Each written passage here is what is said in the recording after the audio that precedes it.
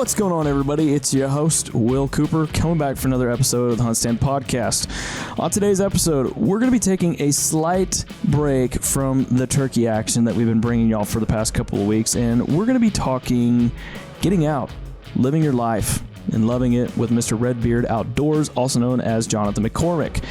Now, we're going to get John on here today to talk about some transformations that he's been through. We're going to talk about the 75 hard that he's been going through, live hard, and getting after it, getting into archery.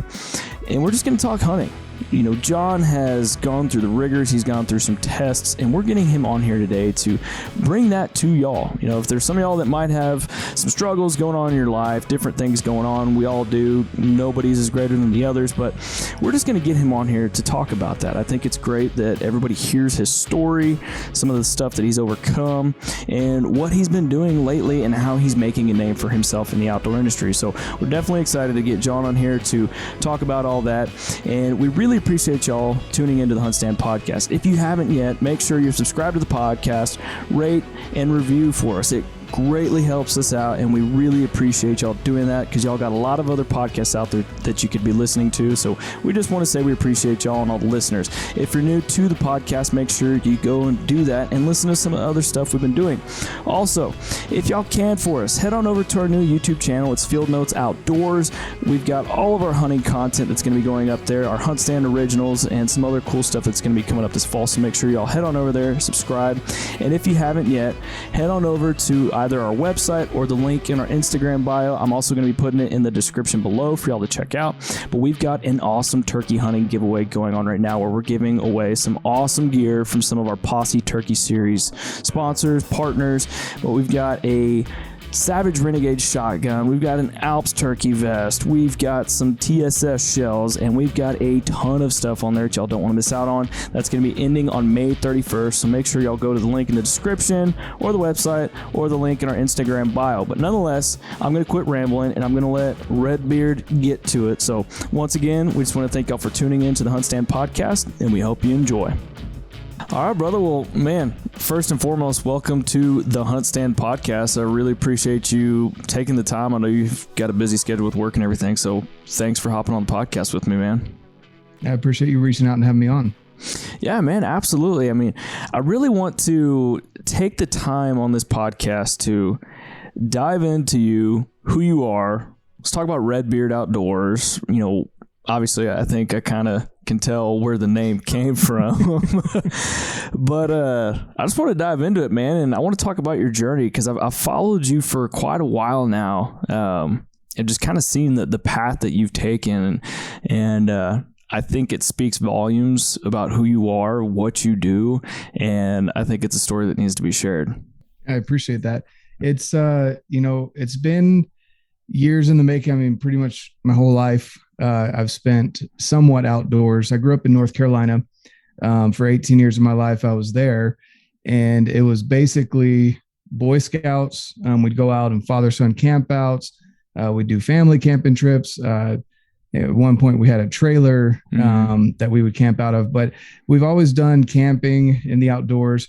And, you know, I grew up just loving, I'm not a big fan of the beach necessarily for obvious reasons. I get a little scorched. No, I get a little scorched out there by the sun. See, it's sharks for me, man. Sharks for me. Oh, yeah. No, I'm not worried about the sharks. I'm more worried about the sun. But yeah, so I definitely loved, and I grew up loving kind of the spring and fall seasons just because they're not too hot, not too cold. And we'd always go up in the mountains. I love the Blue Ridge Parkway. If you guys haven't been out there when it's changing colors in the fall, there's nothing like it. There's absolutely nothing like it. Now, where's this at? I forgot. I meant to ask you where you're from. Yeah, so this is in North Carolina where I grew up. Gotcha. Yeah, and I know the Blue Ridge Parkway goes out of North Carolina as well, but it's along the Appalachian Mountains. Yeah, and it's beautiful. But they're a lot older than the Rockies, so they're a lot smaller. They'll probably look like foothills to a lot of people that are based out west. And so, but you know, I came out to you. I had never been west of the Mississippi, been all up and down the East Coast, and it's beautiful, very green, humid. And then I came out west to go to college for a year. I went to BYU out here in Utah. Okay. And that was the only school I applied to because I was going to serve a mission for the church. And a lot of schools where I grew up were kind of party schools, and I didn't want that influence before I went out and served a mission. Yeah. So got into BYU. Didn't realize that was a struggle to get in for most people. Mm-hmm. I got lucky, I guess. And fell in love with the mountains out here just by hiking a lot in college. Went to Mexico for 2 years, came back, and married someone here in Utah. So I was kind of planted here. And basically what happened was I was on the verge of moving back to North Carolina or somewhere east because I missed the greenery. And if you get stuck in the city here in the West, it seems pretty dry, almost like a concrete jungle. And I didn't like it. And so we were talking about moving out east, and then who now is my best friend, but at the time I barely knew him. His name's Brent, and he just invited me. He was like, "Hey, your wife says you love hiking and stuff. I'm going on a hunt. Do you want to go with me?" I said, "Sure." And again, I grew up fishing, didn't really get into hunting. I didn't like the tree stand / elevated stand kind of hunting. That just didn't seem fun to me. So anyway, I went out with him, and he showed me what the mountains really had to provide out here. And ever since then, I've been hooked. And that's kind of the start of my journey. What did y'all go chase after? Elk, mule deer? What'd y'all do? So that year was deer. Okay. That year was deer. And then the next year, so that was, I hadn't put in for any tags or anything. I just wanted to kind of fill things out. And he turned out to be a really great mentor. And then the next year I put in and didn't draw anything with rifle for deer, but I went out and he got an elk with a rifle. And I walked up on that animal, and that even more just kind of got the talons of the West and being out here in the mountains just more dug into me. Yeah. Because elk are just, they're just amazing creatures. So those first 2 years were pretty solid for me, as far as I've always been kind of a gym rat. I love strength conditioning, not so much nutrition. That's been more of a journey for me. That's a challenge, man. Right. I 100% agree with that. But the gym for me, some people, that's the hard part. For me, I'm like, dude, I got to have my gym time in the morning. Like that gets me started off right. And so training was no problem, getting the nutrition down, and then finding out more and more about gear. That was something for me that took me down and has taken me and has kept me down the rabbit hole of, I just love messing with gear, getting good quality gear, testing it out in the mountains, putting it to its limits, and just enjoying that aspect of it as well. So all of that kind of combined created what would be Redbeard Outdoors. Yeah. And then I guess the Instagram started a couple years ago. I was working in an office setting, and I'd come back from my random day off during the week, and I'd show my coworkers these pictures that, I just took my kids out hiking, or, we had a toddler and a baby, and I'd carry them, and they're like, "You did all this on your day off?" Like, yeah, what do you guys do? Why not? Right, exactly. I'm like, you drive everywhere, 10 minutes here, you hit 5 different trailheads. Yeah. And they're like, well, on our days off, we just kind of sleep in and hang out. And I'm like, all right, maybe there's something to this. Right. Yeah. And so I started posting about it. It kind of caught on. People seemed to not understand that kids aren't a burden, but to, enjoy the outdoors. You can go to the park with your kids. You can go on a little hike with them, get them loving it at a young age. Yeah. So all of that, started the Instagram. When did the podcast start about the same time, or? Podcast actually started last year. Okay. In June. I had been mulling around with the idea. I actually thought about getting into YouTube, but I carried my stepdad's big camera around for one hunt, and I was like, nope. Not doing it, dude. It's tough, man. It is tough. Yeah. Like, I'm just down here in Texas, like trying to kill a turkey solo with one of the small mirrorless cameras, and that's challenging enough. And it's just like thinking about trying to do that up in the mountains. I was like, I'm the same you. I'm like, nope, not gonna do it. Yeah, it just didn't. The experience for me, like I was more worried about getting a good shot. Yeah, the bulkiness of the camera. For me, it wasn't for me. Like, I love the people that can tell a good story with pictures and videos, but I'm like, I've got my phone, and that's kind of the reality of who I am. I don't put filters on things. I don't edit things. I just like to kind of show it raw. And I just take a ton of pictures of my kids, videos of my kids and family, us outdoors, just with my iPhone. And that's kind of what I post. I don't really edit a lot of stuff. I like it, man. So tell me again, what do you do for your normal everyday job? What is it? So in January, I started a new job. I work inside sales for a tech company that provides basically all the DMS system for RV, basically power sports, RV, and marine sales. I've gotten the area of North Carolina down to Florida over to Alabama. And you live in Utah or North? Yeah. What? Yeah, I've been trying to work out ways to have work trips back home. Yeah. So yeah. I love it, man. So you remind me again, you didn't really grow up hunting though, did you? Mm-mm. No. So my great grandpa had the foresight actually to buy me a lifetime hunting and fishing license when I was born in 92 in North Carolina. So I kind of grew up just like I would just go fishing whenever. I didn't realize that there's like a whole application process, like all this other stuff. Like my grandpa would just take care of it because he, we do a lot of bass fishing. I've done some surf fishing and stuff. Mm-hmm. But again, I went hunting a couple of times and I just didn't like the idea of using a rifle in basically shooting lanes on these elevated blinds. Like I love animals. And for me, I was like, that doesn't seem very fair. Yeah. And it seemed too easy. And I'm like, I can just go to the range and do some target shooting if I just want to shoot stuff. Yeah. So, I never really got into hunting out east. Got it. So when did you pick up a bow? I mean, obviously it sounds like after you moved out there, went on that trip with that buddy. When did you pick up a bow? So in 2020, so in 2020, I started really considering the podcast and wanting to share a little bit more of my journey. I had a huge transformation physically where I lost a ton of weight and felt even better in the mountains. And a buddy of mine, my hesitation was I'm one of those people that's kind of all in or nothing when it comes to stuff like this. And so he had been the same guy that took me out hunting. He was like, man, I don't really have an archery buddy. Like you would love this. You're into the fitness. You love animals. You love getting close, the challenge, tinkering. That's your personality. You'd love it. And I was like, I know, but it's so expensive. Nah, man. Right? God. Hopefully our wives don't listen to this podcast. No, I hope not. I hope not. But no, that was kind of a big thing for me. And so I eventually just caved in 2020 and bought a bow. And just, I told myself, again, being the all-in kind of person I am, I'm like, I need to do my research before I walk into that bow shop. And I did. And I'd kind of narrowed it down to kind of what bows I wanted, what accessories, and what, like even the arrow grains. Like I figured all this stuff out before I walked in there, kind of a range of stuff that I wanted to do. And then I narrowed it down with the guys in the actual bow shop. Yeah. And Wild Arrow is an amazing bow shop. Anyone out here in Utah, highly recommend that you go and check them out. But they walked me through the stuff. They put some bows in my hand. It let me shoot them, eyes closed, how they feel. And I picked my first bow. And I told myself, if I buy this, if I put this investment in, I have to shoot at least an arrow a day, period. No excuses.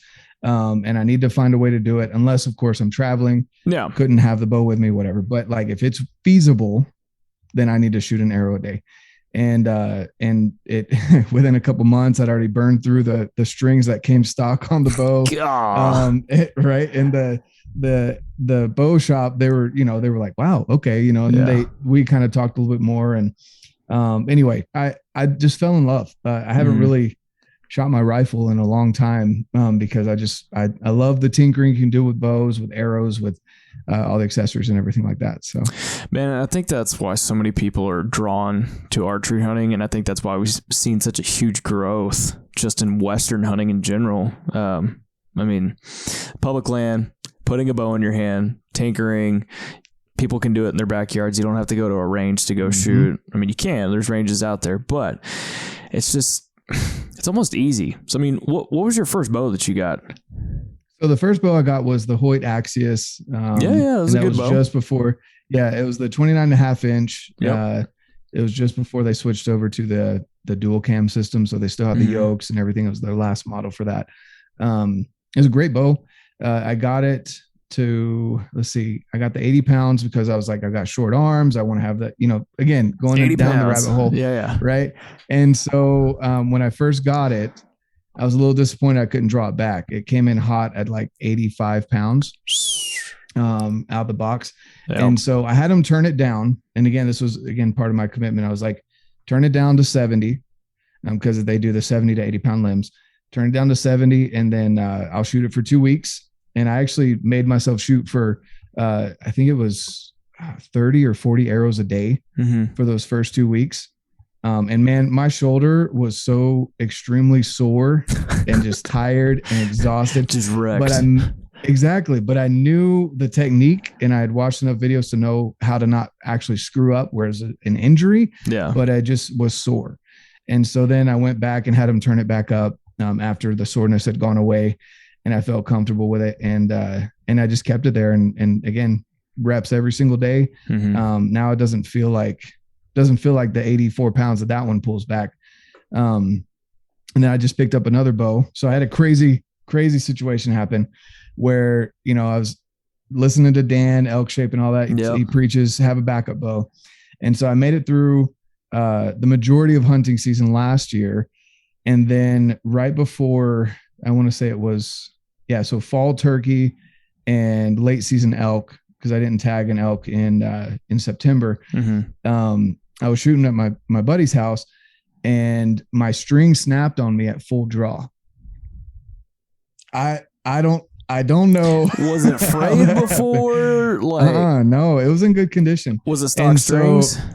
No, no. These were top of the line from the company. I'm not going to mention the company because they did awesome customer service and everything. It's not their fault. I don't know what happened, but anyway, it was crazy. So I was at full draw, and then you just hear this like snap, and I was like, "What the?" And I had something in my beard, and my buddy looks at me. He's like, "You got something right there." I pulled out as the D loop. So like it had literally snapped, unraveled from the D loop, and the D loop was still in my beard. Like it was the craziest scenario. So luckily I had a good friend that works at the bow shop. Again, just great customer service. He actually provided, like he had already done his hunting for the season, I guess. Let me borrow his RX5, like brand new bow. And just said, here, go take it to the rest of the season, because we're backed up on getting your, strings and everything tuned up. Yeah. So I used that to knock down a couple turkeys, and I took it out for late season elk. Didn't end up getting an elk.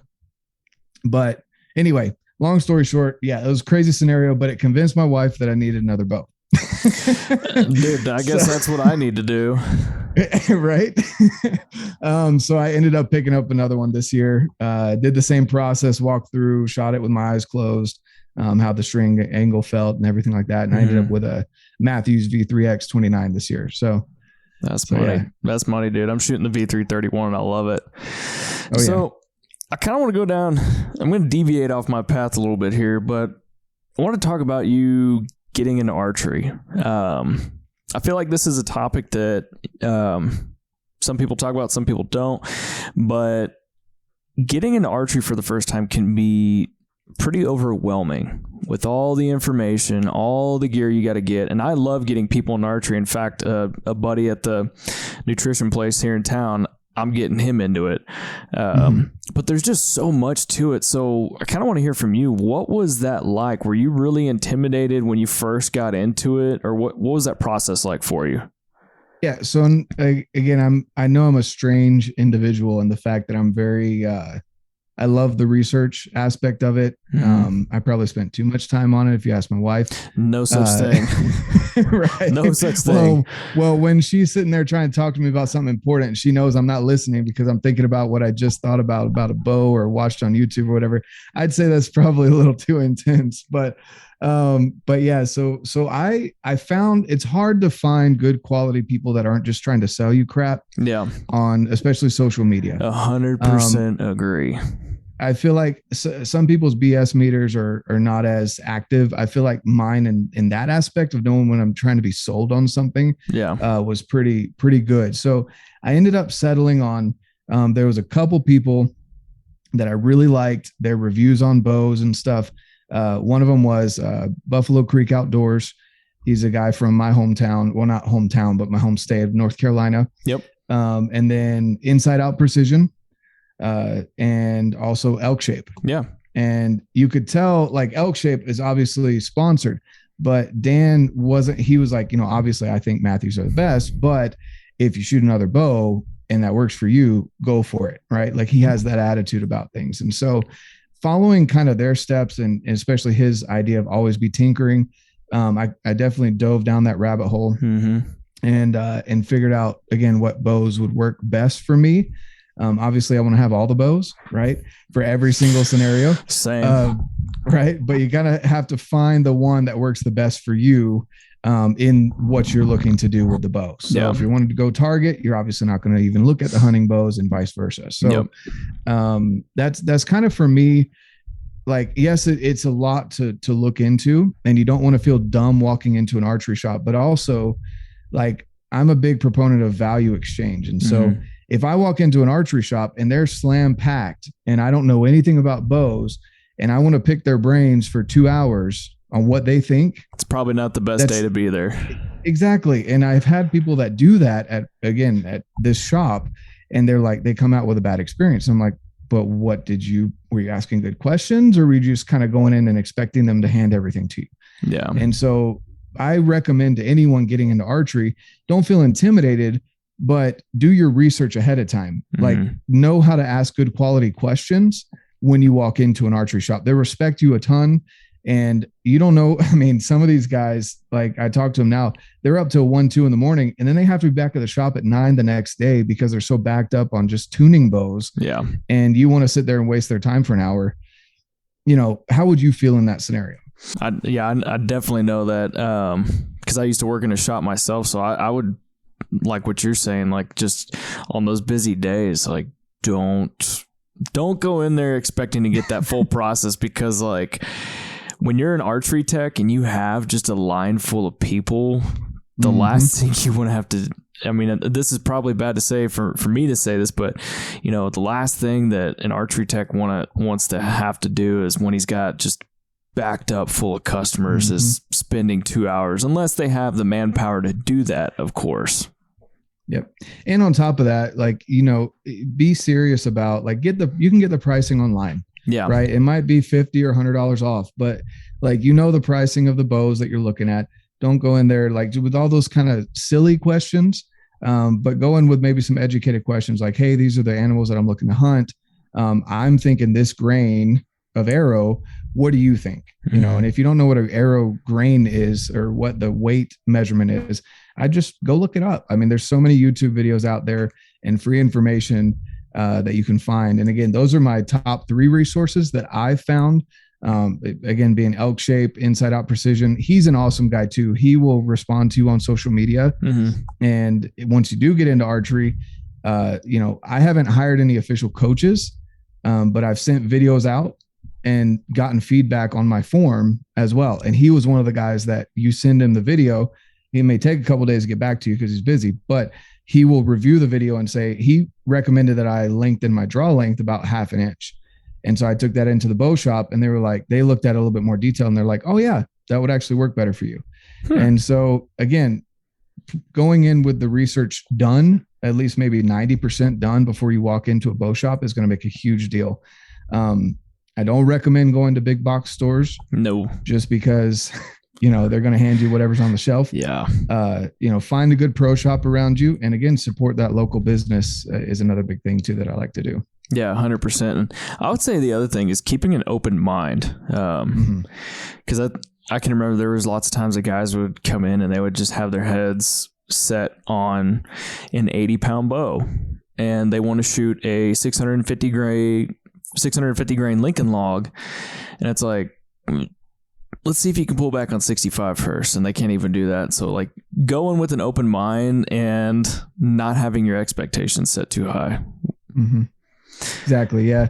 Yeah. It's funny talking to some people like, out there in Oregon where they work on Cam Haynes bows, they get people, I didn't realize people from like North Carolina will call them and say, hey, I want a dozen of whatever Cam Haynes shoots. What? They're like, okay, well, what kind of poundage are you shooting? They're like, no, I just want a dozen of whatever he's shooting. Okay, what's your draw length so we can measure it out? I don't know. Just give me what Kent. Like those are the kind of uneducated things that's like, it's cool to shoot what maybe your idol shoots, but again, do a little bit more research and know what works best for you. I can't shoot like I'm shooting my heaviest arrows right now that I have shot to date. They're almost 500 grains. Yeah. And they're still, we were able to get it to where they're shooting out at about 280 out of my bow. But if you have a shorter draw length like me, I've got 27.5 inches. Either, get stronger so you can shoot a heavier bow. 27.5? Yeah, I'm only 5'9.5", 5'10" on a good day. So, dude, I'm not like I haven't met you in person, but I'm not gonna lie. Like your Instagram portrays that you're like 6'4". Oh, I wish. I'm just gonna say it. Like, there's no way you're as short as Dan Staten. I've got him by a couple inches. Okay? Do you really? No, he's got some short arrows, dude. He's got some short arrows. Yeah, So, but I'm 27.5 to 28, depending. Like when I shot the prime for a little bit, the 28 inch worked for me. But a 28 on a Matthews, they tend to run about a 1/4 inch long. So technically, I guess I'm shooting 27 3/4 inch draw length on the Matthews. But yeah, I'm somewhere in there. Okay, man. Yeah. So for all those looking out there that are wanting to get into archery, definitely look at keeping an open mind, doing a lot of research, and going into the shop, your local shop, on a day that they're not busy. Like if you can get off an hour or two early, I'd probably say do that. Well, call them ahead of time, and they're more than likely to just let them know, hey, I'm pretty new. What's the best time for me to come in and maybe talk to someone for half an hour to an hour that wouldn't waste y'all's time? Like maybe even phrase it like that. They might even set up an appointment for you too. Yep. If they know that you're getting into it, they know that it's going to take a while. Like it's 2 to 3 hours of time. And so they might set up an appointment. So, all right, y'all, we're going to interrupt this podcast real quick from a word from our sponsors and to thank them for the support of the HuntStand podcast. First, we got Federal Premium Ammunition. It's federal season. There's nothing louder than a gobble from long beer that starts in the range or silence as complete as after you take the shot. Celebrate the ultimate rite of spring with Federal. Up next, we've got Work Sharp Tools. Sharpen every knife you own. And finally, we've got Yamaha Outdoors. Revs your heart. So we just want to thank them for their support of the HuntStand podcast, and we're going to get right back to it. Sweet. Well, what I really wanted to dive into, I know we kind of went down a rabbit hole there, but that was something I think people needed to hear. I want to talk about your fitness journey, man, because I think we're starting to see this this movement within the hunting industry that I think in prior years, especially, how old are you? If you don't mind me asking. 29. I'll be 30 in a month. I'm 29 and holding. We'll go with that. What? Yeah. You're only 29 years old? So what do you think I am? Dude, I was going to say you're like 37 or 38. I'm 30. Okay, so I'm 6'4" and 37. Cool. Dude, your Instagram, man, I got to tell you, Instagram lies. Yep. Okay. So you remember the days like growing up, since we're about the same age, like hunting, it was just all about putting on thick, heavy camo, going and sitting in a tree blind, and dudes that probably weren't the fittest. And I love that we're seeing this trend, this movement within our industry that people are wanting to be healthy. They're wanting to get in shape. They want to be able to go chase after game, go further, go harder, go longer. I'm not trying to quote any other companies out there, but that's what people are wanting to do. And so let's talk about your fitness journey. I mean, it sounds like, not only sounds like, but it looks like, I mean, on your Instagram, you lost a lot of weight, man. Like, you did a hell of a job. So kudos to you for that. But at what point did you realize you needed to make a change? So it was, again, around 2020, which is crazy because a lot of people here in Utah forget we had an earthquake in 2020. Oh, yeah. But we had a bigger, I remember it was a it was a Wednesday because that was my leg day. And I was doing squats and thought I had pushed a little too hard because I got dizzy after that set. And then I realized it was an earthquake. What? Yeah, it was pretty crazy. But yeah, so in 2020, all the crap started happening and that we were seeing around the world. But I had hit my heaviest. I was at 240. I'd hit 240 pounds. And, between my kids hitting my stomach and saying I was fat, like I'd kind of lied to myself for a while saying I was going into powerlifting, quote unquote, but like I was getting strong. Yeah. But bulking, but outside of the gym, outside of that hour that I wasn't working out, my back was hurting, my knees were hurting, clothes weren't fitting right. I wasn't comfortable in my own skin.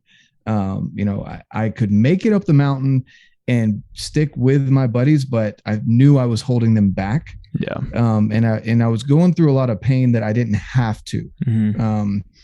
I could just deal with it, and I was fine with that. But I'm like, man, I could experience so much more by losing this weight and then being able to pack another 40 pounds of elk out. And so I just kind of hit that point. Then I did 75 hard. That was kind of, again, I'm one of those people that's all in or not. And so I just hit it hard the beginning of 2020. And then all the crap started happening with COVID and the earthquake and all the other crap that was going on. And I just kind of took that as a challenge from, Earth, Mother Nature, God, just to like, well, let's see how tough you really are. And I know a lot of people suffered through COVID, and I do try and reiterate that anytime I bring it up. I was blessed to not have to deal with any deaths due to COVID and things like that. But through the lockdowns, like the day I got the email from my gym that they were closing down, I texted my buddy Brent and just said, hey, can I, I know you have a squat rack, pull up bar. Can I come work out in your garage? At the time, he didn't have the barn that he does now, which is where I film a lot of my workouts and shooting bows and stuff. But he was like, yeah, sure. So next day, like I didn't skip a beat. And if I didn't have that available, I would have probably done the most dreaded thing for me, which is running. I hate it, dude. I freaking hate it. Or just some sort of weighted workouts with whatever I had around the house, backpack, things like that, or body weight movement. And so like I was just bound and determined, like the gym closing wasn't going to change anything for me other than where I worked out. And so I got through that. I think I lost like 20 pounds or something like that, just through 75 hard. And then I think I put like 5 more pounds of that on throughout the rest of the year. And then I ended up, I did the Live Hard program starting in 2021. And that's where I hit my lowest. I got down to 193 it was by Elk Shape Camp. So I think it was April of 2021. Damn. And then I kind of maintained right around 195, just below 200 through the rest of the year. And it just felt great. It felt really good. And I think a lot of people can benefit because you're going to carry the weight either way on your body, whether it's in your backpack or on your body. But if you can go up lighter, it just makes you more limitless in the mountains. And or even in the whitetail woods, anywhere. Exactly. Being able to carry out a deer, being able to climb in a tree, being able to sit in a tree stand and not have your joints aching and your back hurting and things burning that aren't supposed to be burning. Like just, all of that can come down to just your level of fitness and health. What is this Live Hard program? Like I'm familiar with 75 hard. I did that myself and I lost some weight and I was in hellacious shape. And then literally right before elk season, I got COVID. Oh shoot. But luckily it was kind of one of the asymptomatic ones where my wife had it because she had gotten it through a work function. And so like I basically stuck her on the other side of the house. I was taking care of our daughter and I'm like, stay away from me. I got to be up in the mountains in 3 weeks. Like I can't have this happen. And I woke up one morning and I was like, something feels weird. I got this little tickle in my throat. Tested, boom, positive. And then after that just kind of went downhill. But I hear you talking about this Live Hard. Is it from Andy Frisilla or what is it? Yeah. So 75 hard is a portion of the Live Hard program. So 75 hard, for those of you that don't know, it's free. Anyone can go in and join it. If you want to pay for the app, I think the app's like $5. To me, I like it. It's worth it because it gives you the checklist. It keeps count of the days for you. But if you don't, cool, you can go online and find the list either on his Instagram or you can, I would recommend going through his Instagram and finding the little printouts that you can get, because if you go online, they can switch it and people change things, and because Google never lies. But but as far as, so there's 75 hard, which is 75 days. And then after that, there's 3 phases, and it lasts an entire year. Okay. And I didn't know this as well in 2020. Otherwise I would have done it then. But about halfway through the year, I figured out there was a whole nother portion of the program. So phase 1, which is what I'm in right now, is an additional couple things on top of what 75 hard is, but it's only for 30 days. So phase 1 is for 30 days. Then you have to take a 30-day break before you can start phase 2. Okay. Phase 2 is basically a 30-day version of 75 hard. The hardest part about that is that you've taken a break for 30 days and you have to jump right back into it. Right. And then you can't start phase 3 until 30 days before your anniversary of starting 75 hard. Does that make sense? Yeah. Cause I'm looking at his Instagram right now, and I'm looking at the phase 1, and that looks a little bit, let's see, the 5-minute cold shower, 10 minutes of dedicated visualization, 3 critical power. Yeah, definitely different than 75 hard. Okay. Yep. See, I did it. So 75 hard. 75 hard is 2 workouts. One of them has to be outside. They can't be congruent. So you can't work out for 45 minutes inside and then go straight to an outside workout. You have to split them up throughout the day. It's supposed to be inconvenient. That's kind of the point of it. But 2 45-minute workouts, one of them having to be outside. You have to drink a gallon of water a day. You have to read 10 pages out of a physical book that's nonfiction and hopefully something that's benefiting your goals, whether that be financially, hunting, whatever. Yeah. And then I'm trying to remember. This is why I have the app, because I forget. Same. So there's 10 pages of reading, a gallon. Oh, you have to pick a diet and stick with it. No cheat meals. And then no alcohol. For me, because I don't drink alcohol. Yeah. I put no energy drinks. That's a good one, because that's something that I know is not the healthiest. And so I cut that out because alcohol is not a temptation for me. So, and that's what you do during 75 hard. And then phase 1, you add, you have to do 8 things on a power list every single day. He explains the power list. I won't delve into that right now, but 5-minute cold shower, which actually after your outside workout is kind of nice. 10 minutes of visualization. That's probably one of the hardest things for me right now, is shutting my brain off for 10 minutes and just being able to focus on exactly what I'm wanting to do in each aspect of my life. Because we're bombarded with stuff all day, every day. You want to answer emails, stuff on Instagram, your kids, like your wife, your friends. Overstimulation. Exactly. And so that 10 minutes of visualization is probably one of the hardest things for me right now, just because of the fact I have to turn off everything for 10 minutes. But yeah, I love it. It keeps me on task. It keeps me, I've been more productive and grown more in the last 2.5 years than I have probably in the previous 18 years of my life, And so I just love it. It keeps me on task. So that's why I stick with it. I like it, man. So dude, your mindset just has to be like freaking insane after sticking with this. I'm pretty determined. I've definitely gotten that. I mean, but shit, I did 75 hard, and you know as well as I do with kids, that's hard as hell to do. Well, that's the thing. Get the kids involved. So like my outside workout, I would generally wait until the kids were home from school, and we'd go to the park, and I would just run, jog, or ruck laps around the park while they're playing. So they're getting their outside time and I'm getting my outside workout in. Yep. So just combining those things, it doesn't seem like there were some, especially the first time I went around 75 hard, where like I would lay down to go to bed at like 11:30 at night. And then I'm like, oh shit.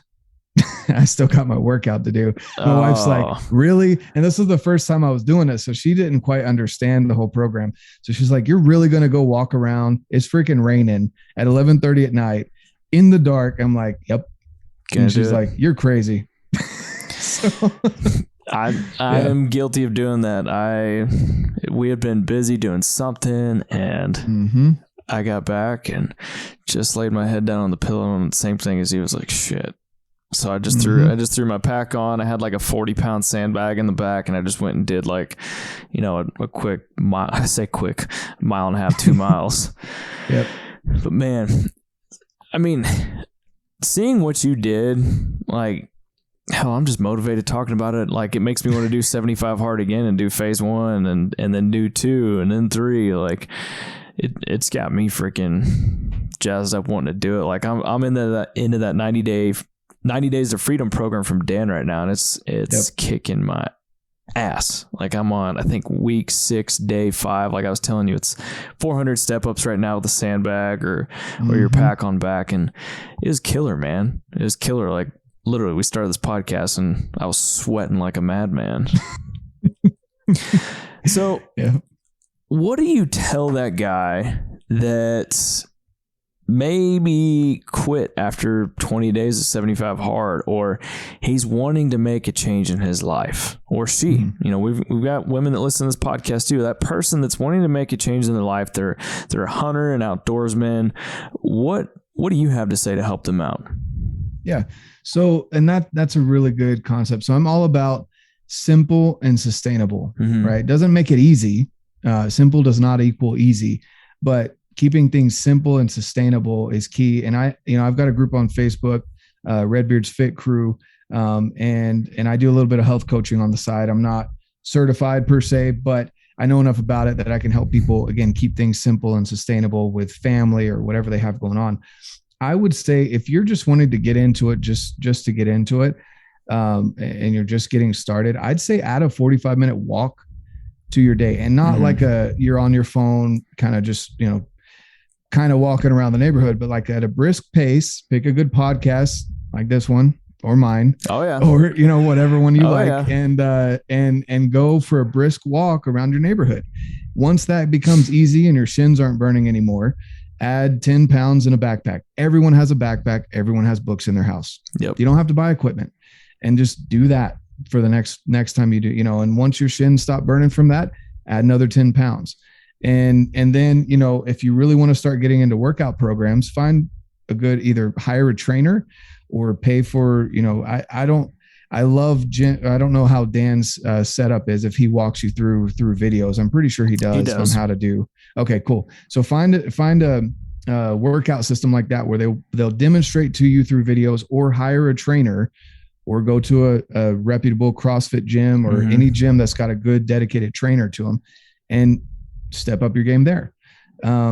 That's kind of what I just again, keeping things simple. You don't have to go from 0 to CrossFit champion in a day. Like, you need to go from 0 to 10 to 20 to 30 and keep it simple so that you will sustain that. Same thing with nutrition. Don't just cut out everything. Yeah. Cut out one thing for a week. It's going to suck. But then after the week, you're like, it's not so bad. Cut out the next thing. If it's too much energy drinks or soda, if it's, too much sugar, processed sugar, you're not eating enough vegetables, whatever it may be, find someone that can help. Again, accountability partner as well. That's a big one. Big time. Because most people are not as motivated as other people. Right. And so find someone that either is willing to do it with you, or is willing to check in with you daily to see if you've done it. I don't recommend having your spouse be your accountability partner. That's going to cause fights and arguments. Yeah, fights, arguments, and then there's always that, oh, come on, it's going to be fine. You've been working out so hard. Yep. Yeah. Yeah, exactly. And so don't get your spouse involved in that. Don't make your kids your accountability partner. They can come along for the ride, but don't make them be your accountability partner. Have a good friend, or again, hire someone. You can pay someone to be your accountability partner, right? I'm more than happy to help out if you want to reach out to me, and just have someone there that you can check in with. that's kind of where I would say to start. Just, little things at a time. Again, simple and sustainable. You don't have to go from 0 to 60 in a day. Where has this journey taken you? Well, it's still going. So, yeah, obviously, I know. I'm just messing with you. I'm being sarcastic. Yeah. That's my third language. So I'm fluent in English, Spanish, and sarcasm. So I love it. I think we'd get along well if we had to share a mountain together. Right. There you go. I would say the journey, like I look back again 2 years ago, I am nowhere near that person. I'd hit kind of rock bottom. Mm-hmm. I wouldn't say kind of, I'd hit rock bottom. I was kind of falling into depression. Now that I look at it, I probably wouldn't have labeled it that at the time, but I definitely was. I was scatterbrained. I was overweight. I wasn't happy. And I was just kind of coasting through life. My marriage was my fault that it sucked, but the communication, it just wasn't where it needed to be. Right. That relationship piece of it. And I was a dang good dad, but other than that, and even then, looking at it, I was good at being a dad in certain aspects, but I obviously wasn't setting a good health example for my kids. Mm-hmm. And so, that journey has taken me to where I am now, to where, I'm a lot more organized. I've got a much better job.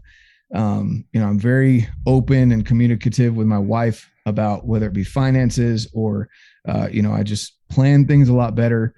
I'm more productive in the fact that I can run a podcast, my social media, the group, and have a full-time job. I probably wouldn't have been able to do that before. Right. Mm-hmm. I just finished my MBA 2-3 weeks ago. Very nice, man. Congrats. Yeah. So throw that in the mix there. Hell yeah. And then, I've got kids. I've got 5 kids and they're all doing well. Obviously I want the most for them as possible, but relative to their age, they're doing very well. And so that's where it's taken me so far. And where I see it going is just I think there's endless possibilities. I'm getting to work with some amazing companies that I'm super stoked to be starting to do some reviews for their products and things like that I could have only imagined 2 years ago. And some of these companies I didn't even know about or even think it was in the realm of possibilities 2 years ago. But just all of that to say, I try and take things one day at a time for that very reason, because you can get overwhelmed by looking forward and thinking what has to be accomplished. And until you get into the mindset of thinking, wow, there's endless possibilities and that's okay, as long as I put in the work, I just recommend doing things one day at a time, one step at a time. Again, simple and sustainable. Every 24 hours is a new set of 24 hours. And just taking it one day at a time. Man, hearing you say that, it's kind of funny that you say this, because I came across, are you on TikTok at all? I've tried it. I can't quite get on it. So, I mean, I'm there, but yeah. It's definitely a different ball game, but I tend to, my feed fills up with these kinds of videos, but there's all these videos that have it has a captions going across the screen it's some kind of motivational quote with some kind of badass video and music behind it, and my feed just seems to fill up with it. And one of them that I heard today was actually if you get on an airplane, you trust the pilot and you sit back and you relax. You get on a bus, you trust the driver and you sit back and relax. And so it's kind of like, why not do the same thing in life? And so hearing you talk about just take it 24 hours at a time just made me think of that exact quote. Yep. Yeah. It's, and that's the thing for me too. I used to, my wife, again, I bring her up a lot, but she laughs at me for some things, and she obviously gets a lot of the behind the scenes. And so she used to laugh at me because I used to listen to a lot, especially when I was at my lowest. I'd listen to E.T., Eric Thomas. Yeah. I don't know if you've heard of him. Yeah. I used to I would replay his videos over and over and over again to get me out of my funk, just to get me going in the day. Like that was almost like my crack to get me going in the day. Small E.T. And, yeah. Right. Exactly. And so, and then from there, my wife actually introduced me to Andy Frisella. And so it was, between those two, like I've come to a point where I realize that motivation is very much temporary. And after that, it can only get you off the couch. Motivation won't get you to do things on a consistent basis. And so like I post a quote every single day on the story just because I want someone, just one person to see that and maybe to share it, or maybe it'll motivate them to get off the couch that day and do something with their day. Now, after that, it's all about habit and determination if you're going to keep that going or not. I don't believe that motivation is anything more than temporary and just to get you off the couch. Yeah, I agree. Man, I love it. I think we had some really good stuff that we brought out tonight to bring to folks, and hopefully, if somebody's out there that's listening that is in that low spot, they can kind of take what you've done and they can see what you've done. So, and apply that to their life and make a change. So, man, if people want to find out about you, tell us real quick where we can find you on Instagram, and then as well as your group. Yeah, no, for sure. So on Instagram, I'm red.beard.outdoors. I guess some other people have Red Beard Outdoors or whatever. They're not using it, but so it's red.beard.outdoors. And then, my podcast is Red Beard Outdoors. And then also my group is the Red Beards Fit Crew. And I've got a lot of people, I know they're being sarcastic or facetious, whatever, but they ask if you have to have a red beard. No, you don't have to have a red beard to be in it. It's my crew. Red Beard kind of stuck after the first elk shape camp. Yep. Like he knew my name, but just stuck as Red Beard. And that's just, I've run with it. So Red Beards Fit Crew. I've got a bunch of people across the nation that some I know personally and some I've met on social media that everyone's in a different phase of their life. And it's again, kind of an accountability group where they'll find someone that's either your same age or dealing with a similar situation that can help you. I post things on there such as different recipes and things, workouts that I do just to kind of get things going. So that's where I'm at. Man, I love it. Well, dude, I really appreciate you hopping on the podcast tonight. If you kill some stuff this fall, especially some elk, we're going to have to talk some hunting too. What do you mean if? Excuse me. Hey, I'm going on year 3. I'm going on year 3 right now, man. So I'm hoping that my tag soup turns into a full buffet here before long. No, this year's my year for elk, man. I ate tag soup over a couple of close encounters last year, and I'm same. No way. This year's my year for elk, but I at least get something down every single year. So there's no if, it's just win. No if, win. Same thing here, man. Same thing. We'll love it. Well, brother, appreciate you hopping on the podcast. We'll have to do it again soon. Cool. Definitely. Thank you so much for having me. And there you have it, everybody. Another end to another HuntStand podcast episode. If you haven't yet, make sure you subscribe, review, and rate for us. It greatly helps us out. We really appreciate it. We just want to thank y'all for tuning in to this episode of the HuntStand podcast. We want to thank Redbeard, a.k.a. Jon McCormick, coming on and talking everything with us and just telling us his story, things he's been through, and things he's doing to be a better father, a better husband, and a better man, and learning about his background and how he's beginning to make a name for himself in the outdoor industry. But nonetheless, we just want to thank y'all again for tuning into the HuntStand podcast, and we will see you on the next one.